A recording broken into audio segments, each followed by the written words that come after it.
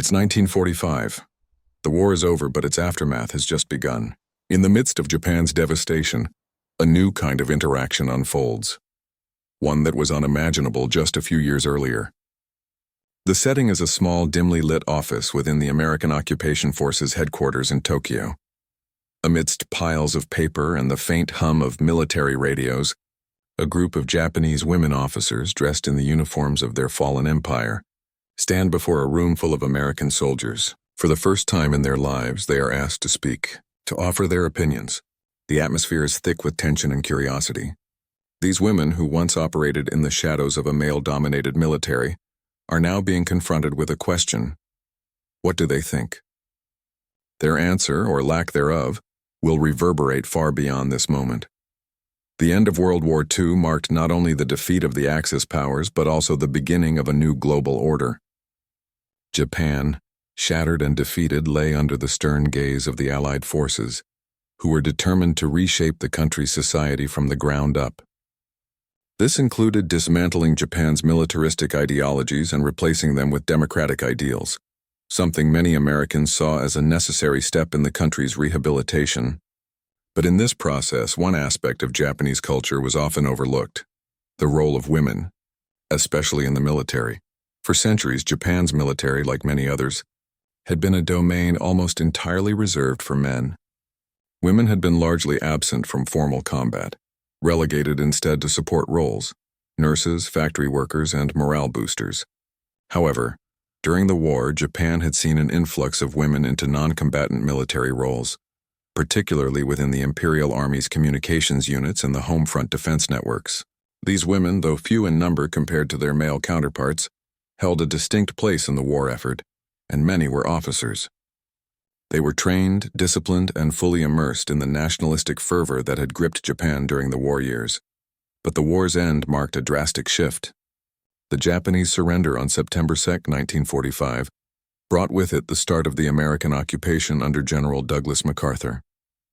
In the following months, the Americans set about dismantling Japan's imperial military system, forcing it to adopt new democratic ideals that extended even to gender equality. This was the beginning of a massive cultural shock for the Japanese people, especially women. In a society where women were traditionally expected to stay in the background, the concept of being asked for an opinion, particularly in the context of military matters, was an alien one. By 1946, as the occupation forces began to establish their presence in Tokyo and throughout Japan, there were efforts to incorporate Japanese citizens into the rebuilding process. With a particular focus on the younger generation, American officers who were keen on educating their Japanese counterparts in the democratic process began to engage more directly with the local population. For the first time, Japanese women, particularly those who had served in the military, found themselves in the uncharted waters of having their voices heard by foreign men, with no clear sense of what would come next. The arrival of American forces, coupled with the implementation of sweeping reforms, challenged deeply ingrained cultural norms in Japan. American soldiers, who had been tasked with overseeing Japan's transition from militarism to democracy, took it upon themselves to not only guide, but also listen to their Japanese counterparts. For the first time, there was a push for inclusivity that reached into places that had once been dominated by patriarchal authority, including the military. The shock to the Japanese women officers was palpable. For years, they had been conditioned to follow orders without question, their roles defined by a rigid hierarchy that excluded them from leadership and decision-making processes. But now, in the post-war environment, there was a shift. The Americans, often more forward-thinking in terms of gender roles, began to ask questions that no one had thought to ask before. What do they think about the future of Japan? What do they believe the country needs to rebuild? In a culture where women were expected to remain silent, these questions were not just surprising. They were almost revolutionary. As American officers began interacting with these women, their reactions ranged from cautious curiosity to outright shock. These Japanese officers, who had been trained in the arts of war, were now asked to share their thoughts, not just on military matters, but also on the broader trajectory of their nation's recovery. Many of these women had grown up in an environment where their contributions were often minimized or erased by their male counterparts.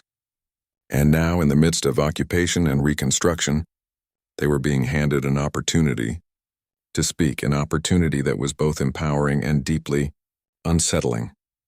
The Japanese women officers were left to grapple with their own identity in the face of this new world order. The question posed by the Americans was not just about their opinions on the future of Japan, but also about their place in a society that was evolving before their very eyes. The soldiers who had once been their enemies were now the ones offering them a voice that, until now, had been silenced by the weight of tradition and war.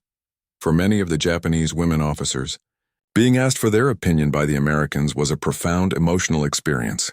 These women had spent years entrenched in a military system that valued obedience over individual thought. Their roles, while vital to Japan's war effort, were always subordinate to the men in charge. To be asked to speak, to be given a platform to express personal thoughts, was both a moment of empowerment and deep confusion.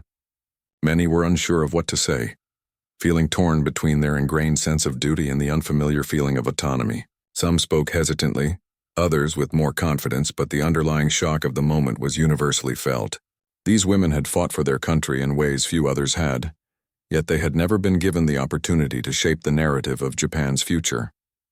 Now they were being thrust into a conversation that would force them to confront not only their role in the war, but their place in a rapidly changing world. From a military perspective, the role of women in Japan had been purely supportive. They were not involved in combat decisions, nor were they entrusted with leadership positions. Their contributions were largely confined to auxiliary tasks, communications, nursing, and logistics. When the Americans began engaging with the Japanese women officers, it wasn't just a cultural moment, it was a tactical one. The U.S. military recognized the potential of the Japanese women to be part of the rebuilding process, both socially and militarily. By engaging them in dialogue, the Americans were also testing the resilience and adaptability of the Japanese military infrastructure. Could Japan's military women transition from their assigned roles into positions of influence? This shift had significant implications not just for the individual women, but for the very structure of Japan's post-war military.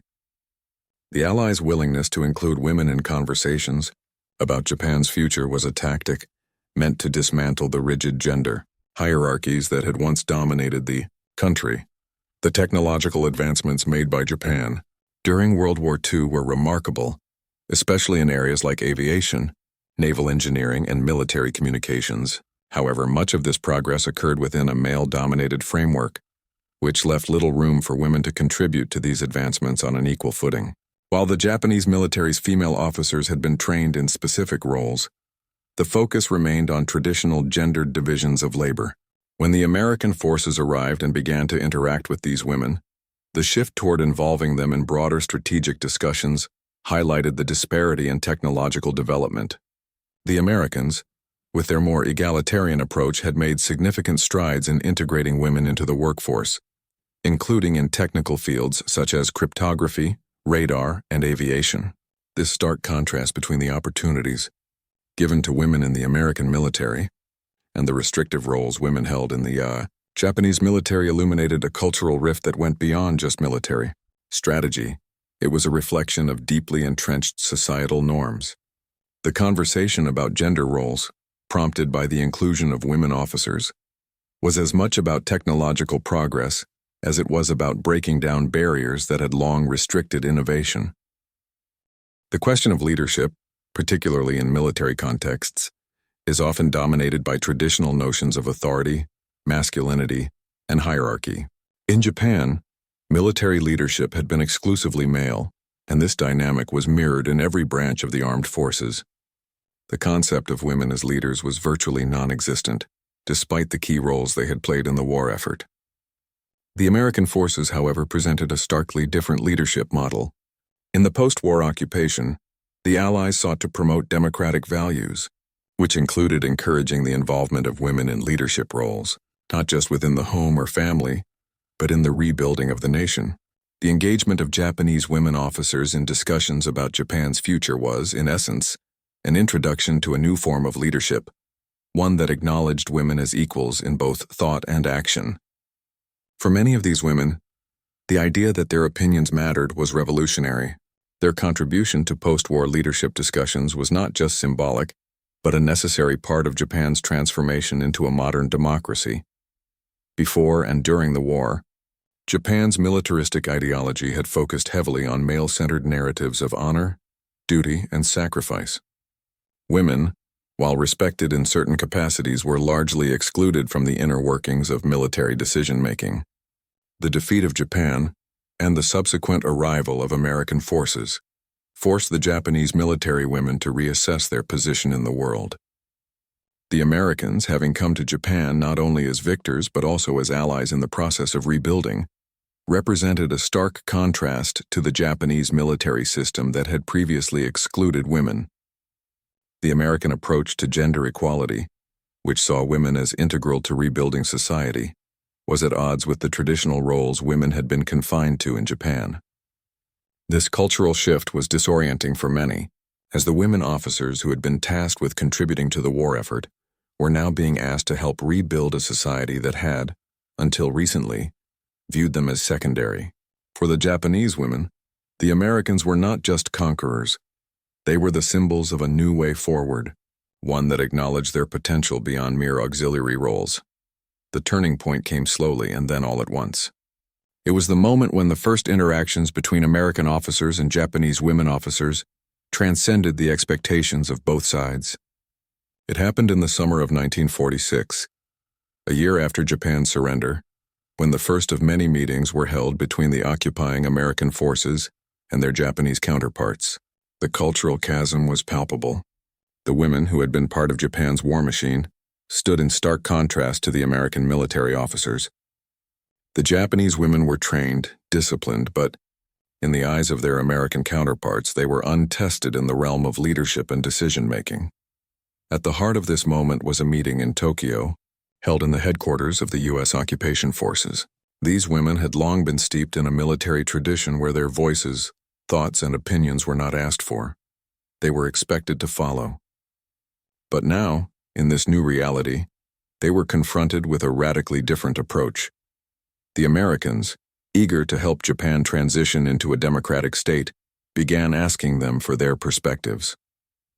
The shock was instantaneous. Women who had once been expected to remain silent, even as they carried out the same functions as their male counterparts, now found themselves thrust into a new role, equal partners in conversation. For many of the women officers, this was a watershed moment. They had spent years in a system that not only placed them at the margins but had explicitly denied them any power to influence military outcomes. In the U.S. occupation's eyes, however, they were not just the remnants of Japan's past military structure. They were part of Japan's future. The American officers, while certainly the victors in this situation, were equally determined to incorporate these women into the rebuilding process. It was a rare acknowledgement, one that would change not just their roles but the fabric of Japanese society. Some women spoke cautiously, hesitant to engage fully in a conversation they never imagined would be possible. Others, emboldened by the relative freedom they felt in these new surroundings, spoke with an air of authority that they had never had the chance to express before. This moment, though often overlooked in history, marked a pivotal shift in the cultural landscape of post-war Japan. The women who had once been mere followers of orders were now being asked for their opinions on the future of their country. The cultural shock was as much a revelation for the Americans as it was for the Japanese officers. What they had originally thought would be a straightforward exchange of information became a profound moment of human connection and transformation. For the Japanese women, the question wasn't just about rebuilding a nation. It was about rebuilding their own place within that new world. As the meetings continued, the intensity of the moment only deepened.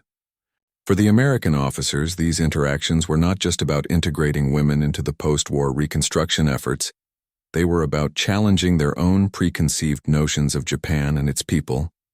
In their minds, Japan had been a land of rigid traditions and unwavering hierarchies. The American military had expected to find subservient women who would simply follow orders as they had done during the war. What they found instead was something far more complex. The Japanese women officers, though still bound by the lingering weight of tradition, began to see themselves differently. The constant questioning of their opinions forced them to reconsider their roles in both the military and society. Some spoke of their experiences during the war, of the difficulties they faced and the sacrifices they made. Others began to articulate their hopes for a Japan that was no longer shackled by its militaristic past. They spoke with a combination of pride, frustration, and tentative optimism, their words becoming the first real steps toward personal empowerment they had ever taken in such a public forum. On the American side, this shift in the dialogue was nothing short of revolutionary. In a culture that had long championed the value of inclusion and equality, the American officers began to recognize the limitations of their own assumptions. They had believed that the role of women in post-war Japan would be confined to the domestic sphere, as it had been before the war. However, as these women officers spoke, the Americans realized that the contributions of Japanese women to the war effort were far more significant than they had initially understood. These women had fought for their country, had held leadership positions, and had endured the hardships of war, yet they had never been given the opportunity to shape the future. The meeting in Tokyo, though one of many during the post-war period, became a symbol of the broader shift occurring in Japan. The act of asking for opinions was not just a gesture of inclusion. It was a challenge to the very foundations of a society built on hierarchy, patriarchy, and silence. It was a moment that shook the very core of what it meant to be a woman in post-war Japan. The aftermath of these early conversations was felt immediately, but the lasting impact of the American engagement with Japanese women officers became apparent only in the years that followed. In the short term, the initial interactions were met with a mixture of surprise, hesitation, and gratitude. The women officers, many of whom had spent their careers adhering to a strict code of silence, found themselves thrust into the center of the narrative about Japan's future. For some, this was liberating, while for others it was overwhelming. But regardless of their personal feelings, the fact remained that they were being heard for the first time. On the American side, the realization that these women had the potential to be key players in Japan's post-war reconstruction was groundbreaking. The United States, through the leadership of General MacArthur and his team, recognized the importance of integrating women into the rebuilding process, not just as workers but as voices in the national conversation. This shift was crucial to the success of the Allied occupation in Japan.